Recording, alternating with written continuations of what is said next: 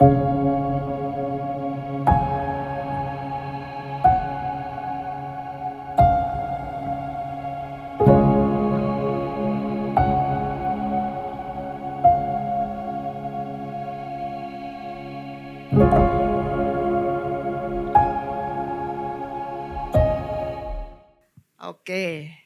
Kemarin beberapa minggu lalu tuh April ke saya, terus dia bilang, "Nana bisa sharing." Terus eee, temanya apa? Terus dia bilang,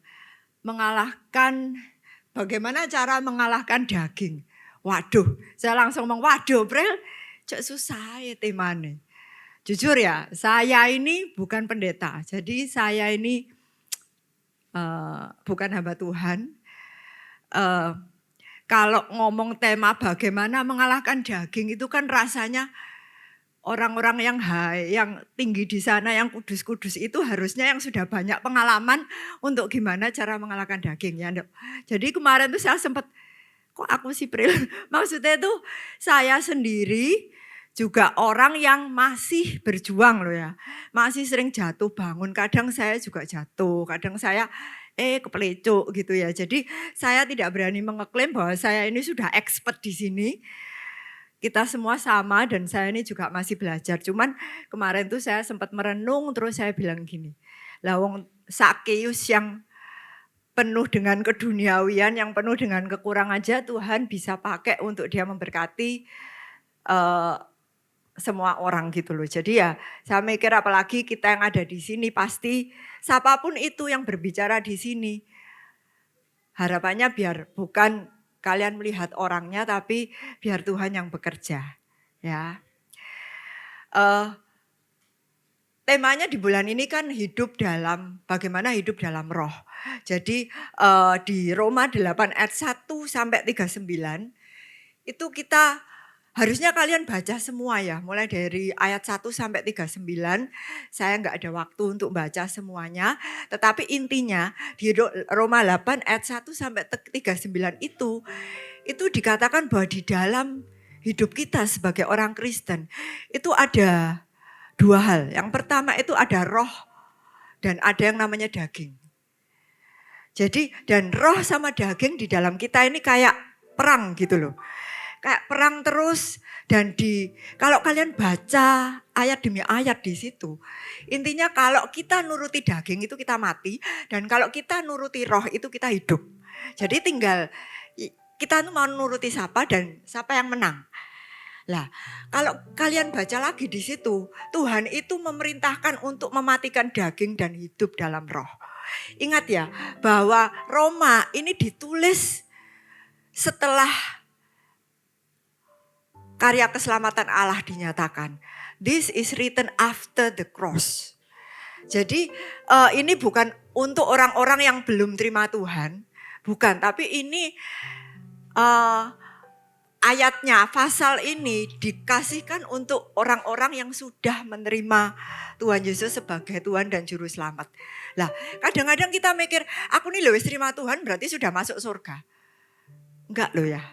Coba, kalau kamu sudah terima Tuhan terus kamu masuk surga, tidak akan ada Roma, Korintus, dan lain-lainnya sampai Wahyu itu enggak akan ada gitu loh. Tetapi masih ada perintah-perintah Tuhan setelah Injil. Itu masih ada perintah-perintah Tuhan. Berarti masih ada hal-hal yang kita perlu kerjakan di dalam hidup kita. Nah, saya kasih satu aja ayat ya. Saya benar-benar menghimbau saudara bisa baca ayat demi ayat. Kayaknya cukup dalam di Roma 8 ayat 1 sampai 39. Tapi saya kasih bocoran satu aja. Di Roma 8 ayat 1. Ini dikatakan, demikianlah sekarang tidak ada penghukuman bagi mereka yang ada di dalam Kristus Yesus. Titik. Ini Alkitab bahasa Indonesia berhenti sampai di situ. Yang merah-merah itu tidak ada di Alkitab bahasa Indonesia. Yang merah-merah itu saya temukan di Alkitab bahasa Inggris. Jadi kapan hari itu saya pas baca Alkitab bahasa Indonesia bingung. Kok mandek ya di sini? Bukan saya bilang salah ya, cuma kalau menurut saya sih kurang jelas gitu loh. Jadi saya tambahi dengan bahasa Inggrisnya. Di bawah itu saya pakai King James Version. King James Version itu yang katanya mendekati terjemahan aslinya. Itu dikatakan, now there is therefore no condemnation for those who are in Christ Jesus. Nah ini yang merah ini gak ada. Who walk not according to the flesh but to the spirit. Jadi kalau dibaca lagi secara lengkap, dikombin ya antara bahasa Indonesia dan bahasa Inggris. Kita lihat demikianlah sekarang tidak ada penghukuman bagi mereka yang ada di dalam Kristus Yesus, koma, bukan titik loh ya, koma. Yang tidak jalan mengikuti daging, tetapi yang mengikuti roh. Jelas ya, kalau pinter bahasa Indonesia kan pasti tahu bahwa ada koma berarti yang belakang itu menerangkan yang depan. Jadi saya sekarang tanya, kalau Anda mengikuti daging, ada penghukuman enggak? Jawab sendiri. Kalian baca bisa tahu jawabannya. Yang dimaksud tidak ada penghukuman, itu yang tidak jalan mengikuti daging, tetapi yang mengikuti roh. Maka dari itu, kenapa sih kok kita ini harus mematikan daging dan berjalan mengikuti roh? Tujuannya bukan untuk mendapatkan keselamatan. Keselamatan itu sudah kita dapatkan. Tetapi tujuannya kenapa kok kita harus mematikan daging? Itu supaya kita bisa memanifestasikan karya keselamatan itu dalam kita. Tuhan itu membayar kita dengan harga yang begitu mahal. Dan di dalam satu package keselamatan itu, bukan cuma kalian masuk surga. No. Tetapi ada kemuliaan di dalam karya keselamatan itu yang harus dimanifestasikan di dalam hidup kita. Dan itu hanya bisa termanifestasi kalau kita ini mematikan daging dan berjalan di dalam roh.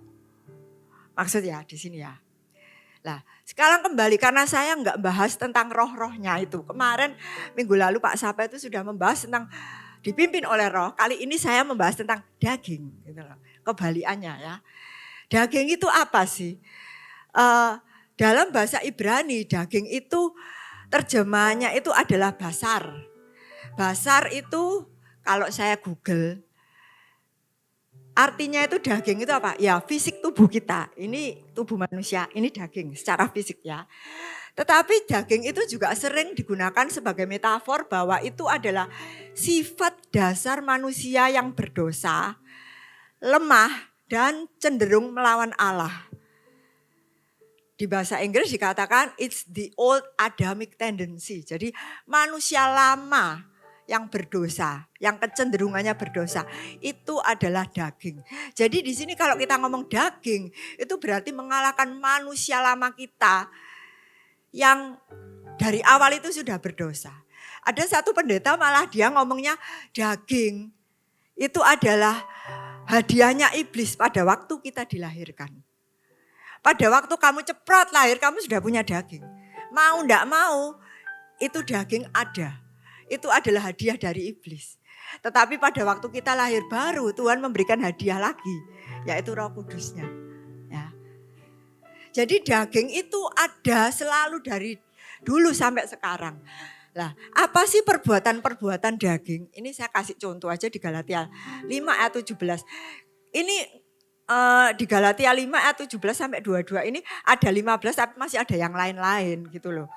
Bisa dibaca sendiri, percabulan, kecemaran, hawa nafsu, penyembahan berhala, kebencian, persatuan. Lah, yang saya kasih tanda kuning ini, itu yang jujur, pengakuan.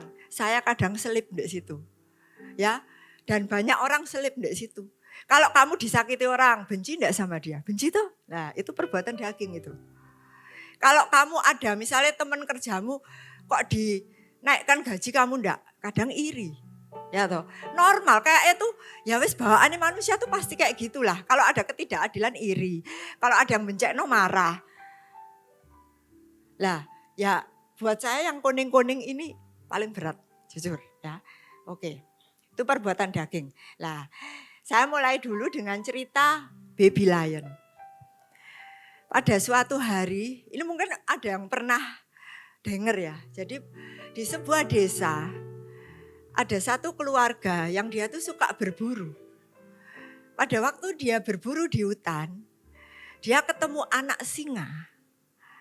Kok lucu banget. Nah kayak gini. Bisa lihat toh lucunya kayak apa, itu dibanding yang kanan ini noni saya, kesayangan saya. Nah ini kesayangan saya dibandingkan sama singa. Gak kalah lucu loh singa nih. Bener toh. Jadi anak singa ini kayak lucu banget dibawa pulang anak singa ini. Dan anak di keluarga itu seneng sama ini. Kok lucu nih, wah anak singa itu diopeni, dikasih makan. Lah pada waktu itu si kepala desa itu sempat lihat loh kok ini singa dibawa pulang. Lalu dia ngomong sama sama keluarga itu. Kamu tahu enggak, itu tuh bukan binatang peliharaan loh, ini binatang buas. Dia tuh punya insting yang memang namanya buas kan beda ya.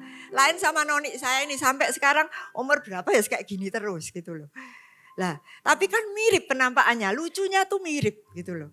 Lah, tapi setelah dia diomongi gitu, si keluarga ini enggak peduli. Dia ngomong, loh, "Wes kamu nih jangan ganggu aku lah. Ini tuh bayi singa ini lucu. Dan selama ini kita kasih makan, kita pelihara. Ya happy-happy nih keluargaku, anakku seneng sama ini." Dan mungkin seperti noni saya yang putih itu, tidur sama keluarga itu. Waktu nonton TV juga ikut nonton TV, dikasih makan, dicium-ciumi, diopeni, sampai besar. Dan kadang kalau Koheri pergi yang nemeni saya ini gitu loh. Ya mungkin juga keluarganya juga merasa, anaknya juga merasa, ya ini teman saya, teman baik saya. Nah semuanya baik-baik saja. Sampai suatu hari si singa itu somehow, dia tuh bau darah. Ada yang terluka terus ada bau darah dan si singa ini bau darah. Begitu dia bau darah, something happen. Anak singa yang tadi, si singa ini yang sudah diopeni, nurut, lucu, diajak makan bareng jadi teman baiknya. Tiba-tiba dia tuh nyerang si keluarga itu. Nyerang anaknya, nyerang bapak ibunya. Dan dimakan semuanya satu keluarga. Jadi si singa yang tadinya best friend, yang tadinya dikasih makan, dekat sama keluarga itu, yang tadinya hubungannya begitu indah, berubah jadi sebuah tragedi. Nah, di setiap dari kita itu punya loh anak singa kayak gitu, yang namanya itu daging. Ingat ya, daging itu adalah pembelian dari iblis. Daging itu adalah sesuatu yang sudah ditaruh di dalam kita. Di dalam kita ada yang namanya roh dan daging. Nah, posisinya seperti ini ya. Iblis itu ada di luar. Kamu jangan mikir kalau iblis itu ada di dalam. No, Tuhan itu ada di dalam. Iblis itu di luar. Tetapi dia punya antek di dalam kita. Dia punya teman di dalam kita yang namanya daging. Si anak singa tadi. Dan si anak singa tadi kelihatannya makan sama kita, bergaul sama kita dan baik-baik saja. Tetapi sebenarnya lesson number one, anak singa itu akan bekerja sama dengan si iblis yang di luar itu untuk buka no pintu sehingga iblis itu bisa masuk dan dosa masuk di dalam hidup kita. Daging itu enggak dosa, anak singa netok ya baik-baik aja. Daging itu bukan dosa. Tapi begitu daging ini bekerja sama dengan si iblis, itu yang paling bahaya. Iblis yang di luar itu enggak bisa do something inside of us. Dia butuh antek untuk bekerja sama di dalam kita untuk ngerusak hidup kita. Sama seperti Tuhan Yesus itu enggak bisa kerja di dalam kita tanpa dia kerja sama Roh Kudus di dalam kita. Sama, iblis itu juga gitu. Dia enggak akan bisa kerja, dia tidak bisa merusak atau masuk dalam hidup kita. Dia enggak bisa mendobrak kok, enggak bisa dobrak. Satu-satunya caranya dia adalah bekerja sama dengan daging ini. Supaya daging itu buka celah, buka pintu dan iblis itu masuk dan dosa masuk. Nah, Dengan kata lain, daging ini yang katanya temannya kita, itu kayak sosok pengkhianat yang suatu hari dia akan mengkhianati kita berkolaborasi dengan iblis supaya iblis masuk. Nah, saya membuka ini semua supaya apa? Supaya kita semua tuh aware, supaya kita semua tuh sadar. Siapa sih daging itu? Jangan terbuai, oh dia baik, dia nggak apa-apain kok. Kayak apa manusia lama aku tidur nggak ngapa-ngapain, nggak ganggu aku. No. He is the traitor gitu. Dia adalah pengkhianat yang di dalam dia. Suatu saat dia akan menjual engkau kepada iblis. Nek kamu ngasih makan terus, daging itu semakin kuat. Manusia lamamu semakin kuat, mbok kasih, mbok openi terus. Kesukaannya mbok turuti terus. Dia akan buka celah. Nah, repotnya lagi sekarang saya coba ya, kalau kalian punya temen dan kamu tahu si temen itu mengkhianati kamu, dia ngerasani yang jelek di belakangmu, nujep kamu dari belakang, apa yang kamu lakukan? Pasti kamu kan menjauh toh. Terus aku enggak mau deket-deket dengan itu, aku enggak mau bergaul sama itu orangnya jahat. Itu mek di depan itu apik mbak aku tapi di belakangnya jahat. Pasti gitu. Enggak ada yang mau berteman sama pengkhianat, bener toh? Lah, makanya aku buka ini semua supaya kalian tuh sadar. Hati-hati dengan daging.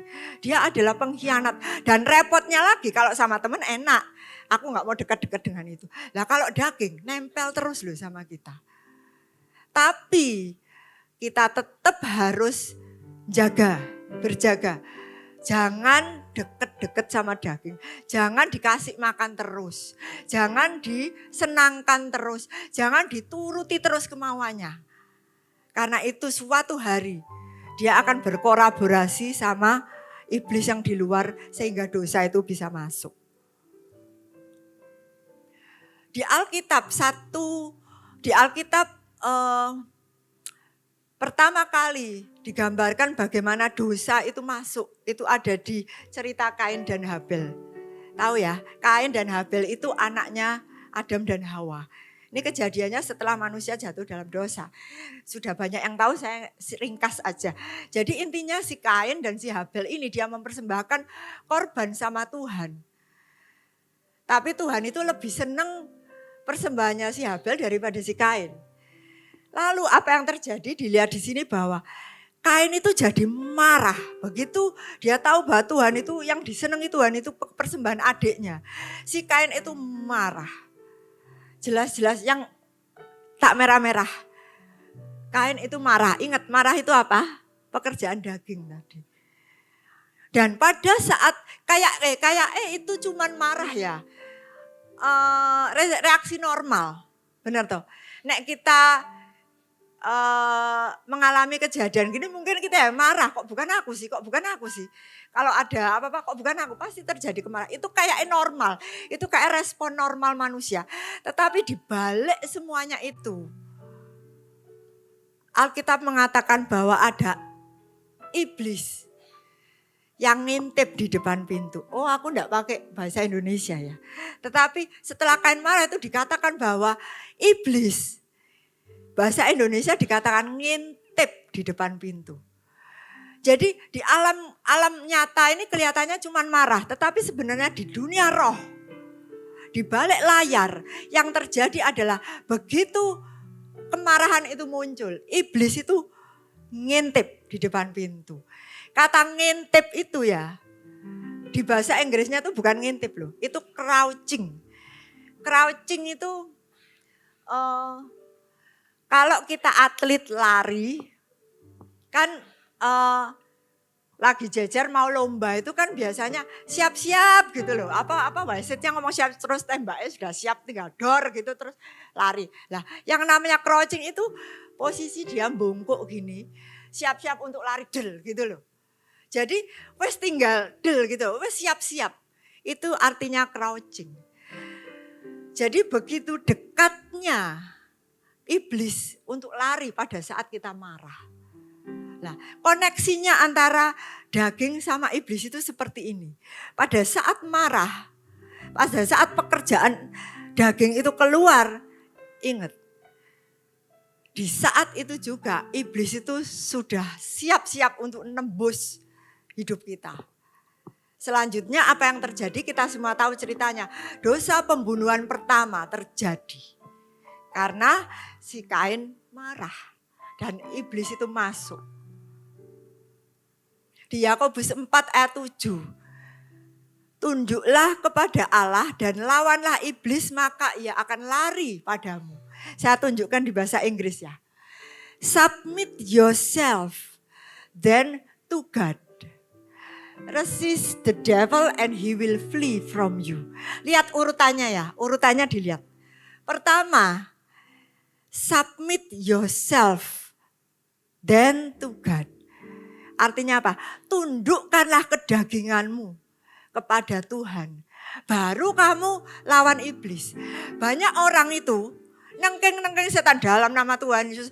Roh perjinahan pergi. Dalam nama roh kemarahan pergi. Kan banyak kayak gitu. Sembayangnya kayak dalam nama Tuhan Yesus. Pornografi pergi.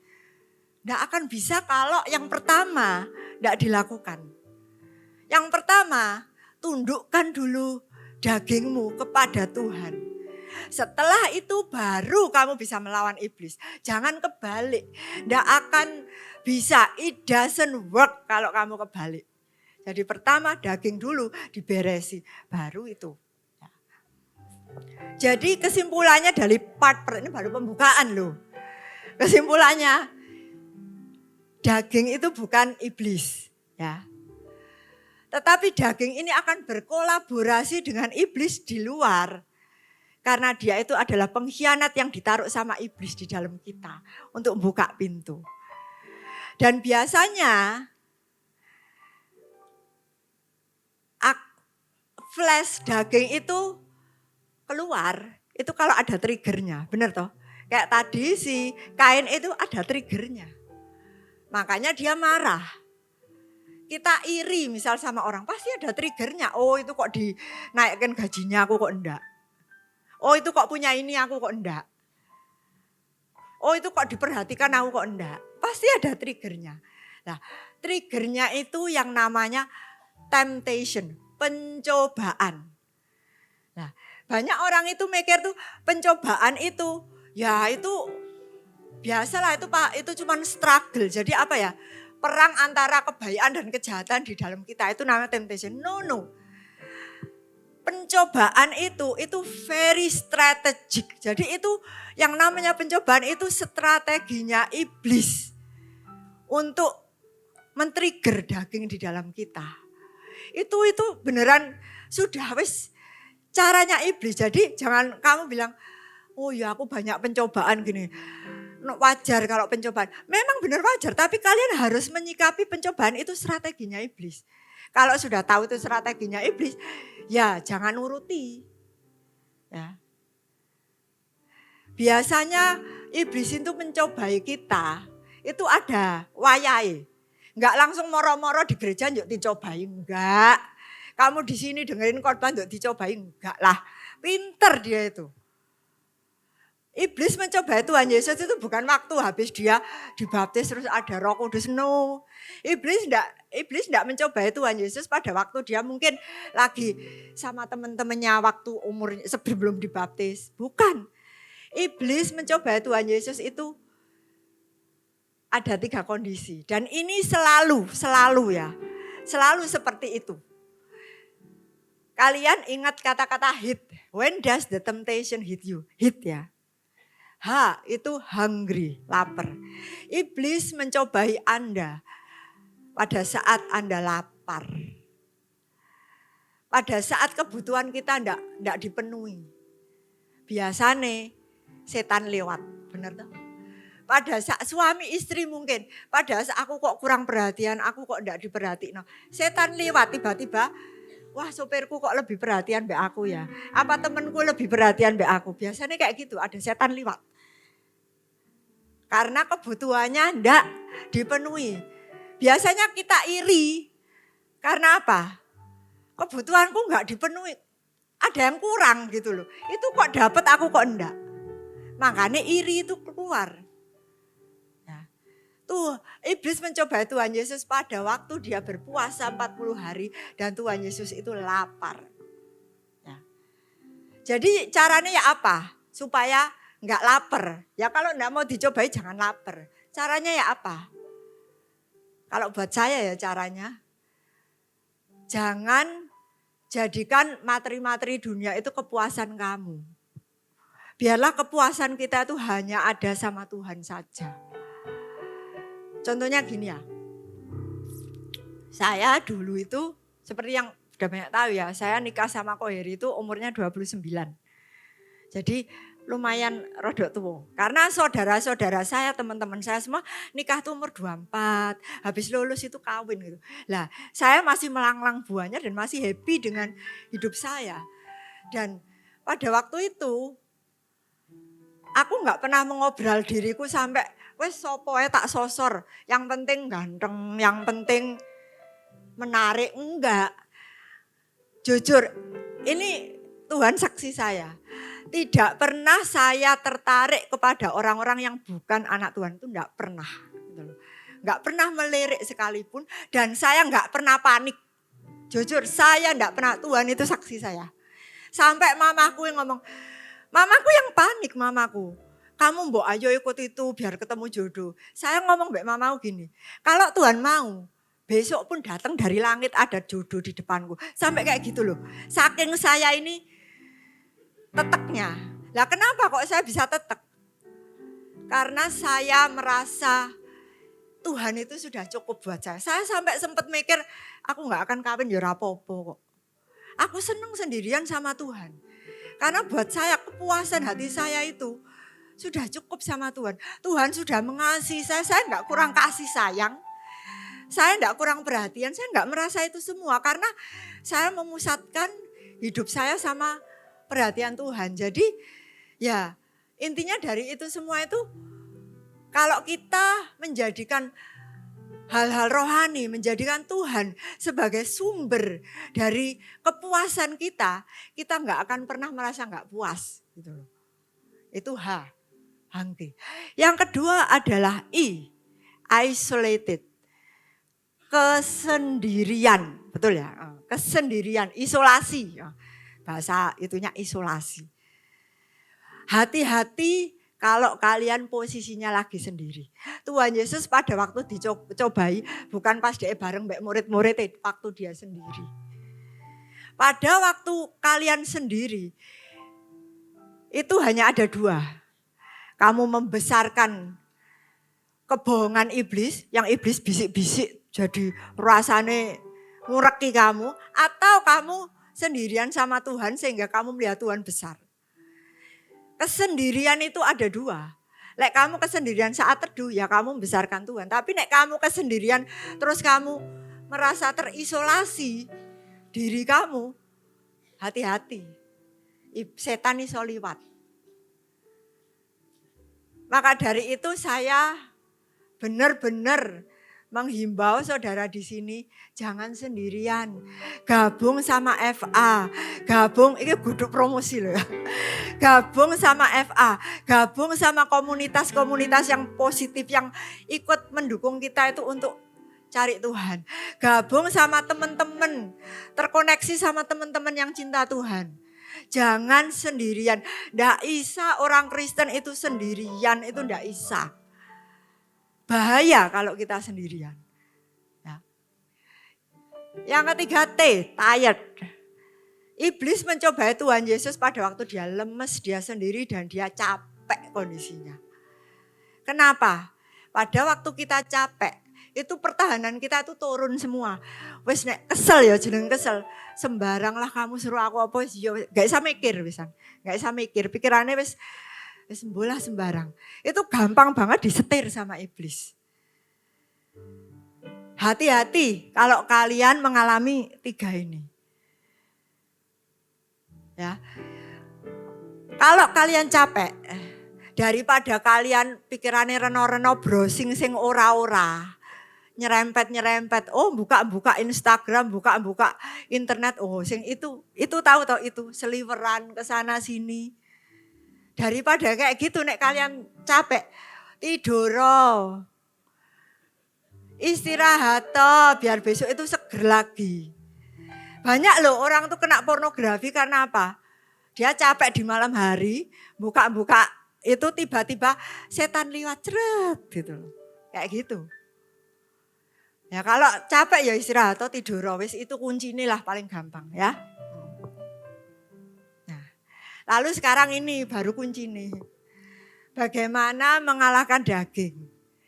Lah, jujur saya pun masih belajar di sini dan setiap hari saya pun juga berperang, jadi sama ambek kalian. Tapi saya tuh cuman berdoa apa yang selama ini saya dapatkan, ini bisa menginspirasi kalian di sini. Saya percaya Tuhan itu berbicara tuh lebih kepada kalian semua.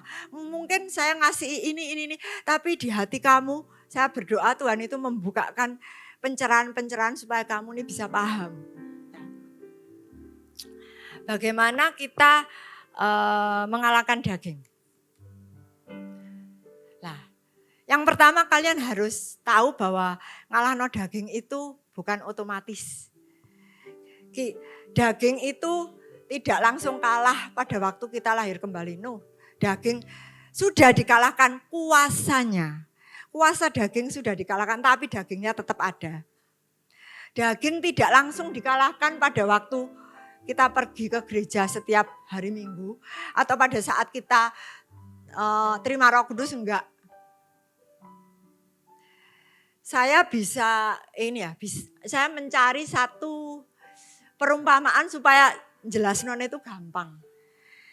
Jadi mengalahkan daging itu seperti nyetir mobil manual. Di sini ada yang tahu cara nyetir mobil manual? Tahu ya? Yang lebih tua dari saya pasti tahu, 40 ke atas pasti tahu, bener toh?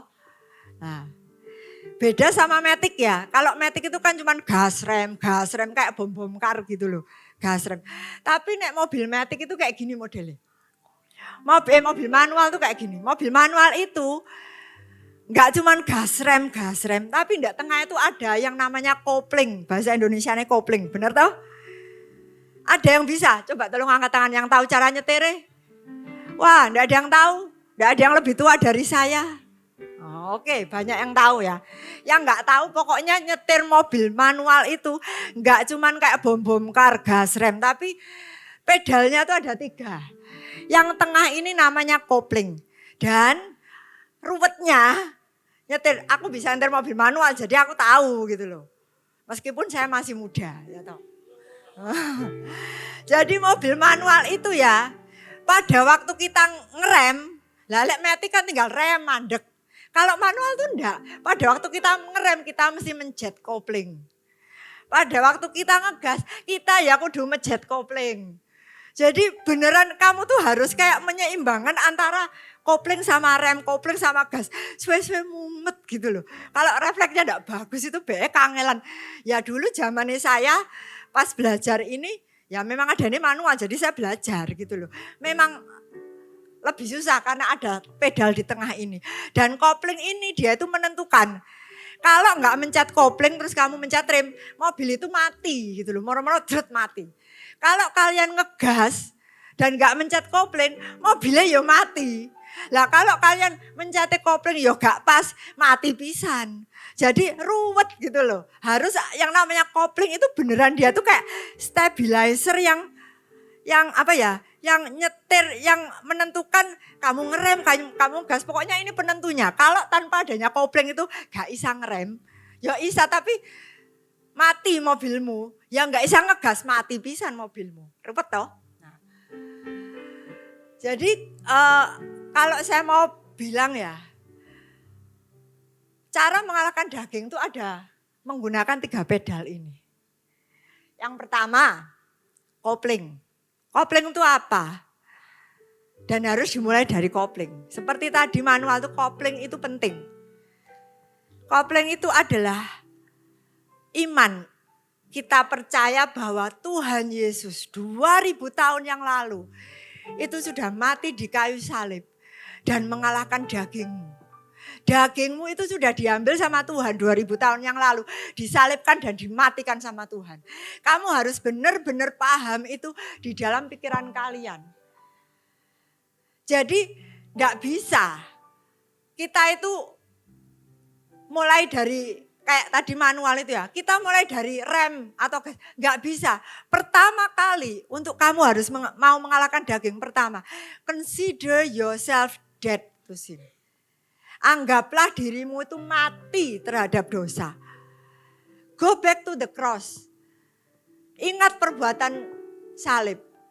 Tidak dimulai dari kita ngerem, tidak dimulai dari kita mengegas, tapi mulai dari bangun iman kita. Pertama kali bangun iman kita. Selaraskan iman pikiran kita bahwa daging kita ini sebenarnya sudah mati. Tuhan Yesus sudah mati dan mematikan daging kita di atas kayu salib. Beda loh ya, ini rada angel ya dimengerti ya. Tapi saya beneran mempraktekkan itu dan saya kemarin belum lama itu juga ngajari.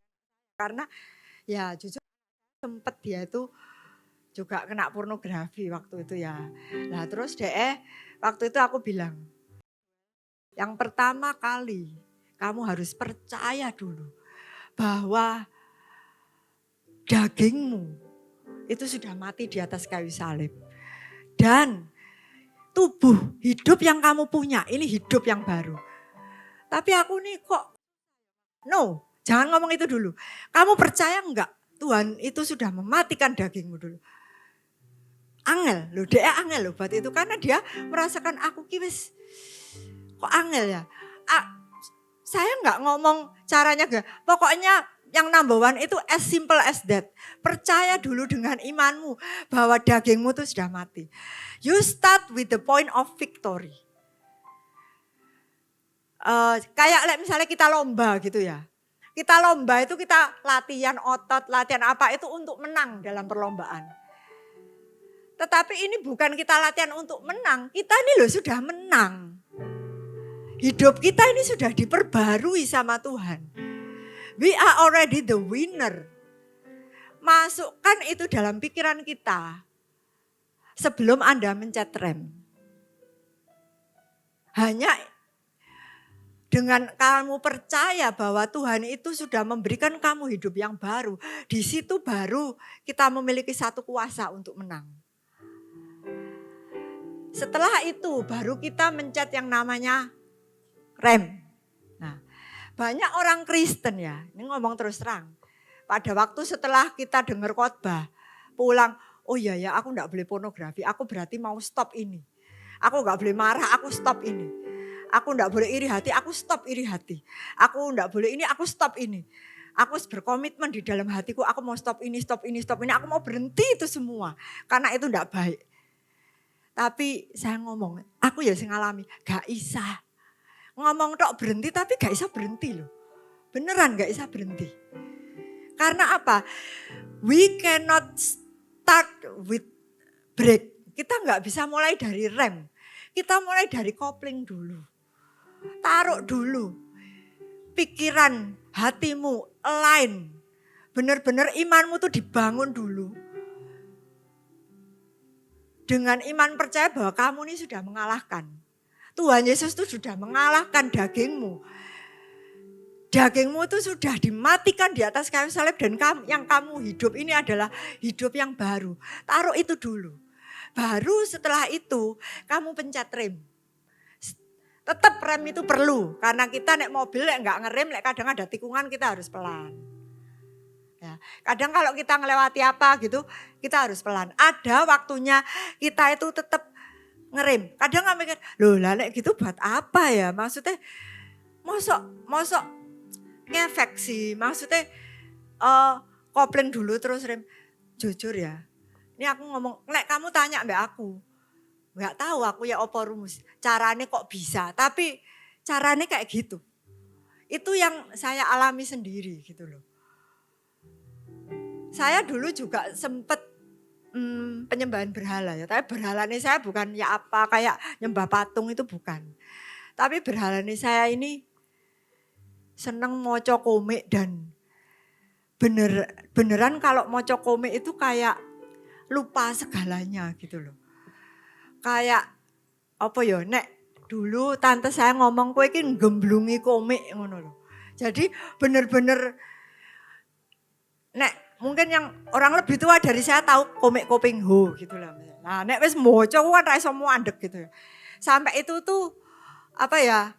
Kayak mendarah daging di saya dan saya tahu itu enggak benar. Kenapa? Karena itu kayak mengikat kehidupan saya gitu loh. Dan waktu saya mau lepas itu pun saya enggak bisa, oh aku berhenti, enggak baca komik, enggak iso. Enggak bisa kayak gitu. Saya mesti bertobat dulu. Cari Tuhan dulu. Benerkan imannya saya dulu bahwa hidup yang saya punya itu hidup yang baru. Tuhan sudah mati buat saya. Dagingku ini yang lama ini sudah disalibkan di atas kayu salib, ini orang yang baru. Setelah saya percaya dengan itu, saya stop komik itu dan ya I don't know it happens and it works gitu loh. Lebih bisa untuk aku tuh nyetop itu semua, akhirnya komik itu tak bakari semua dan sampai sekarang saya sudah enggak lagi itu. Sudah enggak lagi terikat itu. Ya saya senang baca memang. Tapi kalau kalian sudah pernah merasakan ada ikatan ambek enggak itu beda gitu loh. Beneran kayak masuk di dalam itu loh. Enggak bisa lepas. Tapi saya suka baca Mas Yan, saya suka baca. Tapi sekarang ya baca cuman karena senggang gitu loh. Dan enggak baca ya enggak apa-apa gitu loh. Jadi beda ya. Antara kamu tuh terikat atau kamu tuh cuman baca biasa lah. Ya, that's how it works. Kalau kita mau menyetop kebiasaan kita yang jelek, jangan langsung di stop. Bangun dulu iman kita, bangun dulu pikiran, hati, perasaan kita. Percaya dulu bahwa Tuhan itu sudah mati, mematikan dagingmu. Jadi bukan bagaimana aku berjuang melawan kedagingan, bukan. Tapi it's all about Tuhan yang sudah mati buat kita. That's it. Kembali ke situ dulu. Baru yang kedua, pedal yang kedua rem. Baru kita mulai ngerem di beberapa area. Mungkin ada yang suka bobok malam-malam terus lihat situs-situs macam-macam. Ya tetap remen. Tapi sebelum rem kamu harus yang tadi dulu. Percaya dulu Tuhan itu sudah mengubahkan hidup kalian. Bayangno kalau kita itu enggak ngerem, ya pasti akan tetap nubruk. Tetap rem itu perlu, tetapi urutannya jangan dibalik. Gitu loh, ya. Yang ketiga, pedal yang terakhir, ini adalah gas. Sebagai orang Kristen, enggak benar juga kalau kita pencet rem terus jalan di tempat. Saya minta pemain musik boleh maju ke depan. Enggak benar kalau kita orang Kristen itu enggak cuman jalan di tempat, no. Tuhan itu punya rencana buat kita semua. Dia menyelamatkan kamu, dia membayar harga kita itu dengan harga yang begitu mahal. Bukan cuman kita berhenti jadi orang Kristen diselamatkan, wes that's it. Dan jagani sampai enggak boleh ini, enggak boleh itu, no. Tetap kita itu perlu yang namanya gas. Tetap kita itu perlu berjalan. Tetap kita itu perlu Roh Kudus.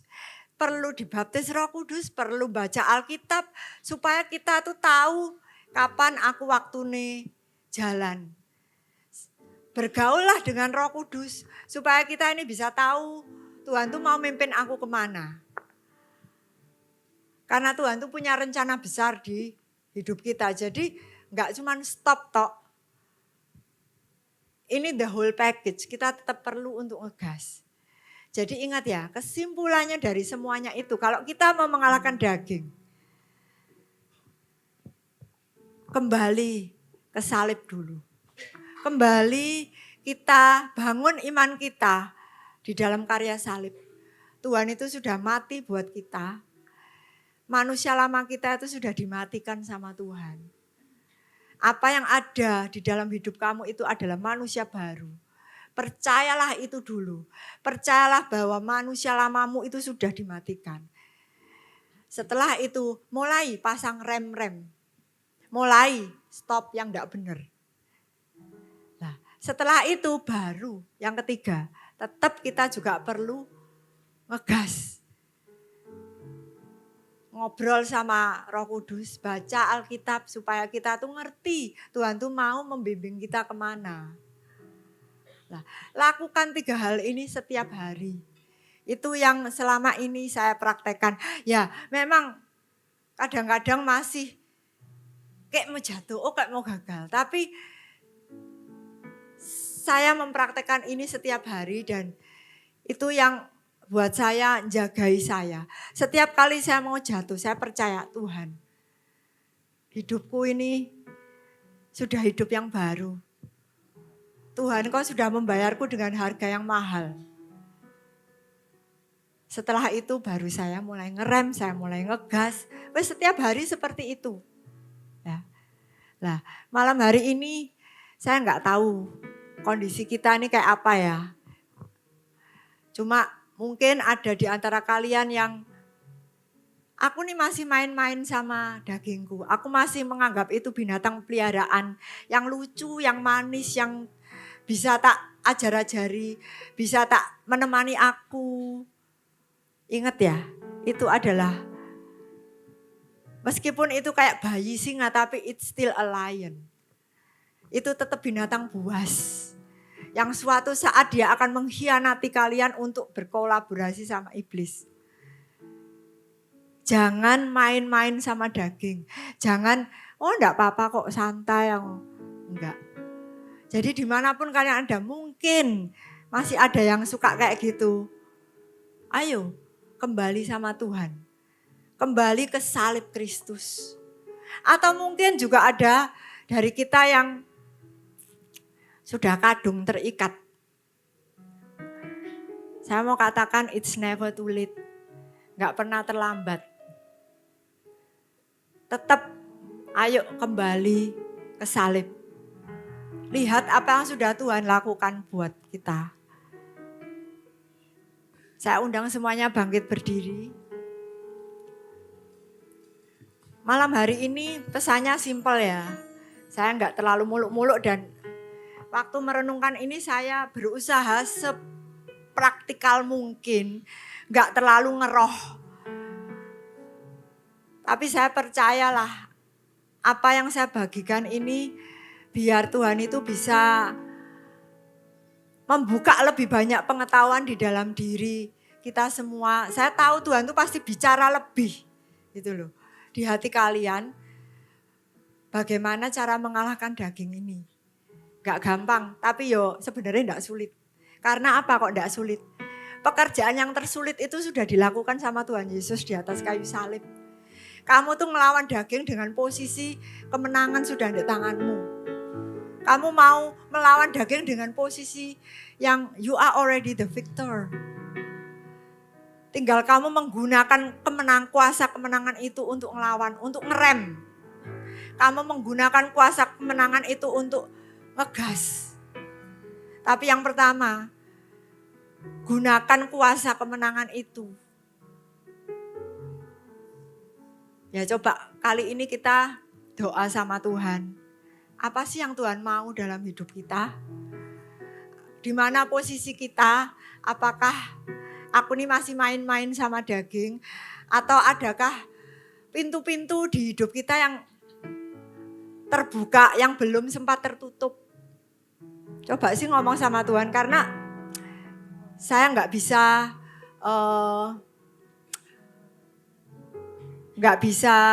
memberi satu jawaban yang pasti. Tapi apa yang saya bagikan ini, saya berdoa supaya itu juga menjadi doa saudara. Saya cuma membuka pikiran bahwa hati-hati kamu sama daging. Dan untuk kalau kamu melawan, semoga kalian bisa belajar dengan apa yang saya alami ini dan bisa lebih menang lagi sama daging.